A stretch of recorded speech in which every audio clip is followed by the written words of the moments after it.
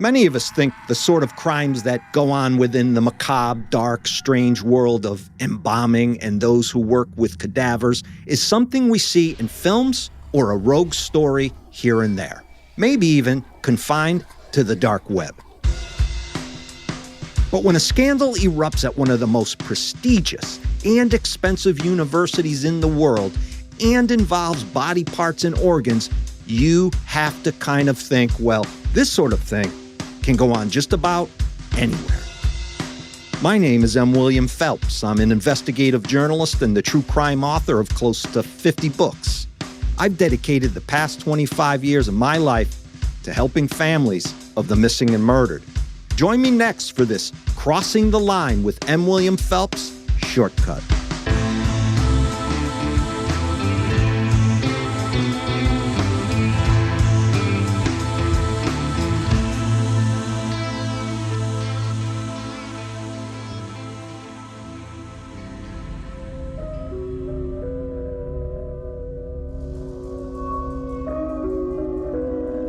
It's Halloween today.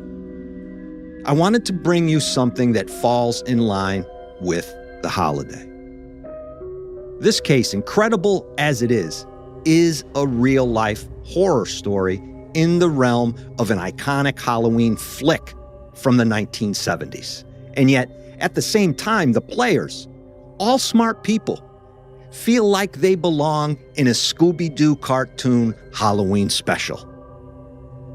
Let's get right into it. And just a little PSA here before we get going. This one is kind of gory. It's 1995. Cedric Lodge is hired by Harvard Medical School to manage the university's morgue. Not everybody's dream job, but certainly for Lodge, this is something he has been working toward as his career is just getting started. Before this, Lodge had worked in computer programming for a few years at the Computer Processing Institute. Yet now, here he is, in the mid-1990s, and Lodge is in his late 20s, and the dude is overseeing the anatomical gift program at Harvard. Not too shabby for such a young guy. His main function is to see that the remains of those souls who have donated their bodies to science are treated with dignity, respect, honor, and their generous donation to the school is not exploited in any way. This takes a responsible adult, someone with moral clarity and conviction. Another aspect of Lodge's job, with help of course, is to receive, prepare, and store cadavers and even coordinate embalming and cremations. So you could say Lodge is involved in it all. Those jobs most of us don't want to think about much, and a vocation which clearly takes a special person to want to call a career path.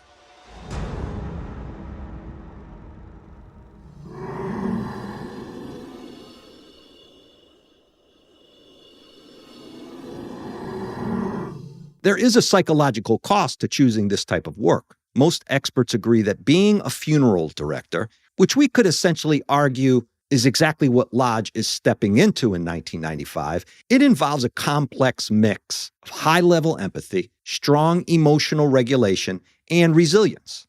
These jobs require the skills to guide grieving families while managing the significant emotional and psychological toll of the medical work involved itself. You got to be a strong mother to do this type of work. Routinely, this industry leads to stress, burnout, and mental health challenges such as anxiety, depression, and something I find acutely interesting and can maybe even relate to within the work I do. It's called compassion fatigue, especially from daily exposure to grief, tragedy, death, murder, difficult cases, and the long hours the job dictates. Yet Cedric Lodge seems to be made for this type of work.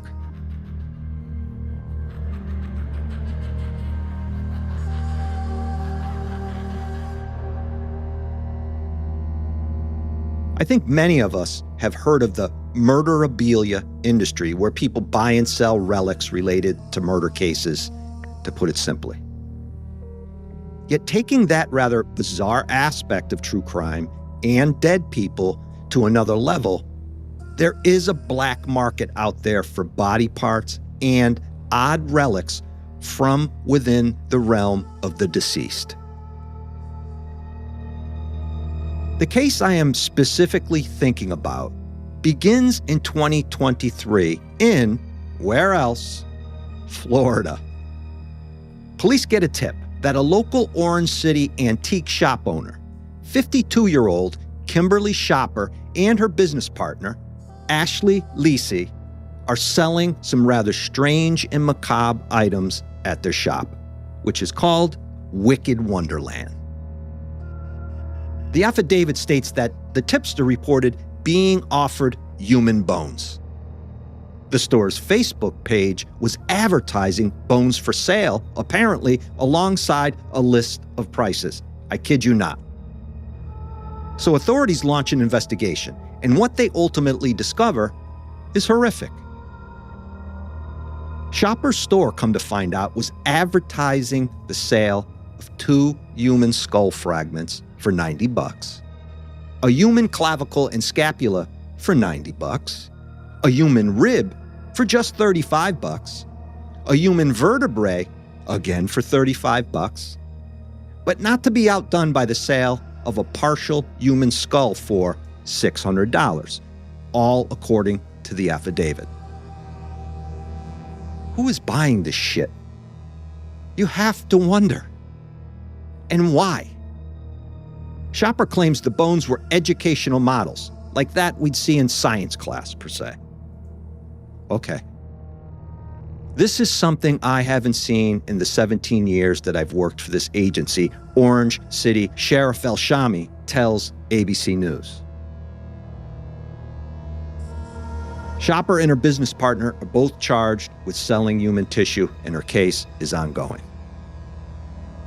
Federal and local authorities in Massachusetts, however, the year before, in 2022, begin gathering information about Cedric Lodge at Harvard and an alleged conspiracy going on within the Harvard Medical School morgue. And this conspiracy, I'll say, involves far more serious allegations and far more disgusting behaviors than selling human science bones out of an antique shop. I just want to say here, before we take a break, that we're not always going to be discussing murder cases on Shortcuts, as you can hear from this episode. And yet, as you might also begin to realize as we move on, just because we are not discussing murder, the weight and tragedy of such a story can be as cumbersome and, in this case, perhaps even more explicit and taxing and insensitive to victims than much of what you might have heard. Let's take our only break of the episode and return with the conclusion of the Harvard body broker butcher on Crossing the Line with M. William Phelps, Shortcuts. Be back in one moment. Happy Halloween.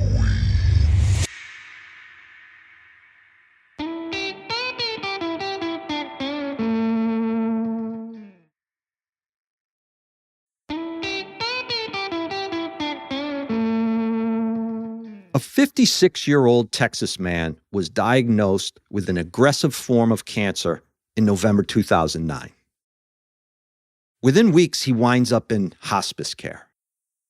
While he is there, a company called BioCare pays the guy a visit. Would you like to donate your body to medical science, where it could be used by doctors to practice knee replacement surgery? They ask the dying man. The company says it will cremate the remaining parts of his body that aren't used and return his ashes to his family free of charge. His eyes lit up, his daughter tells the BBC. He viewed that as lessening the burden on his family. Donating his body was the last selfish thing he could do. It all seemed like the ideal situation for everyone involved. Not necessarily turning lemons into lemonade, but the idea gives the guy some comfort that he isn't going to be that burden on his family with the high cost of a funeral and burial, etc. Within a few hours of his death on Christmas Eve that year, BioCare sends a vehicle to the hospital to take his body away. Several months pass. The man's daughter is at home one day when she receives a call from the police. They have found her father's head. After an investigation into the company, inside its warehouse, police discover more than 100 body parts belonging to 45 different people. All of the bodies appeared to have been dismembered by a coarse-cutting instrument such as a chainsaw, one of the detectives wrote in his report of the search. A chainsaw. And that is not even the most bizarre part of all of this. Any charges against BioCare had to be dropped because the prosecution ultimately could not prove that BioCare intended to deceive anyone, and body brokering in the United States, under strict guidelines, is, holy moly, legal. In almost every U.S. state, it is legal for organizations known as body brokers or non-transplant tissue banks to buy and sell donated human remains. These for-profit businesses acquire bodies from individuals and their families and sell them to a variety of customers for medical training and research. The end of that sentence is important. For medical training and research. And this business, I'll tell you, is very lucrative.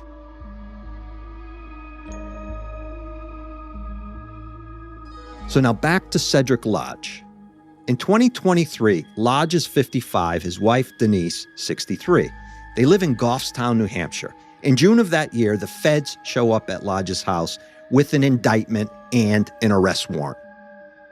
Lodge and his wife, along with 3 other individuals, are charged with conspiracy and interstate transport of stolen goods. The right charges. Those stolen goods include a host of body parts taken illegally from cadavers Lodge took in at Harvard. 2 more people were also charged in Arkansas under the same evidence in the case. Federal prosecutors alleged that Lodge and his group ran what they called a nationwide network that bought and sold human remains, all of which were stolen. And I think that is the important word in the indictment, stolen. They stole them from a mortuary in Little Rock, Arkansas, and Harvard Medical School. And stick with me here, this gets much crazier. Cedric Lodge and his wife, along with several others at Harvard, after stealing organs and other body parts, shipped them to people like Katrina McLean of Salem, Mass., who owns a store in Peabody, Mass., as well as Joshua Taylor, who lives in a small Pennsylvania town. The indictment alleges that Lodge even allowed these buyers into the Harvard morgue to window shop, if you will, and pick and choose which body parts they wanted to buy.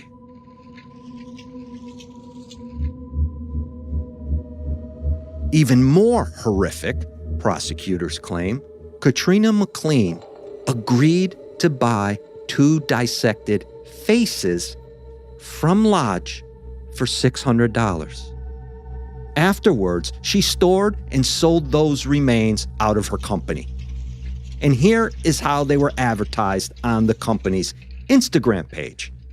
Quote, creepy dolls, oddities, and bone art. So somebody's loved one who was gracious enough to donate their body to science to further study and help humanity were then cut up and dissected and sold and advertised as creepy dolls and oddities and as freaking art. Katrina's company had taken things even further, the indictment alleges. In July 2021, Katrina shipped human skin to a man in order for him to, quote, tan the skin and create leather. You read this indictment, and it's like something taken straight out of a warrant for serial killer Ed Gein. A list of transactions between Lodge and his buyers sounds like a scene from a horror movie. $1,000 for head number 7. $200 for brains. And so on. There are victims within all of this as young as stillborn babies whose bodies were sold. They were selling stillborn baby bodies. I could rage here, talk about the depravity involved and disrespect for human beings, dead and alive. But I think you all feel that same anger at these people as I do. So I will spare you one of my rants about how repulsive these people are and how low they will go to make money. I have said this before, but not for a long time. We are living in an age where there is such a low bar on respecting human life in every form, it's hard to tell if it can actually get any lower. There are people who just don't care about life, either while it is thriving or while it is dying. And some of those are in a position to honor the dead. Happy Halloween. As the case moves forward, there are lawsuits, obviously, and pleadings. Cedric Lodge and his wife plead guilty, as do several others. They will all receive substantial prison sentences, as they should in the coming months and years as the cases are fully adjudicated. An initial court kicked out the lawsuits against Harvard filed by the families, which would, in fact, initiate a rage-filled rant from me had it remained that way. But just recently, on October 6th of this year, the Massachusetts Supreme Judicial Court revived the lawsuits against Harvard, overturning the previous rulings. Harvard thought it was above the law, playing stupid, as in, well, we didn't know what was going on, so we are not responsible. That's all on Mr. Lodge and his crew. We know that's bullshit, and that any institution such as Harvard, as wealthy and big as they are, should have systems and policies in place so that something like this can never happen. But they obviously didn't, and they need to pay a price for that failure to notice.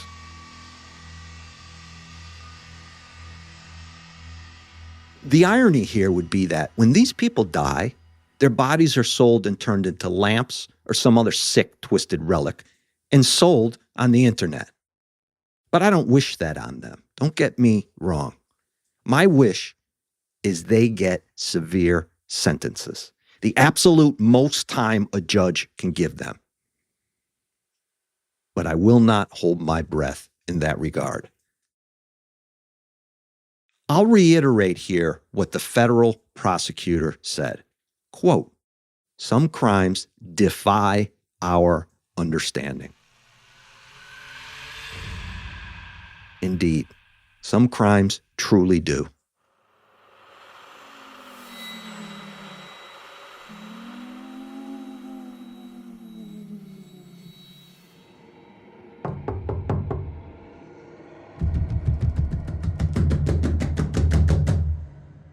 Happy Halloween.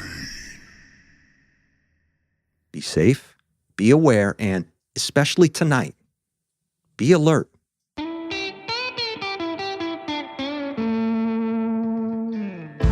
Sources for this shortcut episode include the trade in U.S. body parts that's completely legal but ripe for exploitation. August 30th, 2025, Luke Mintz, BBC News.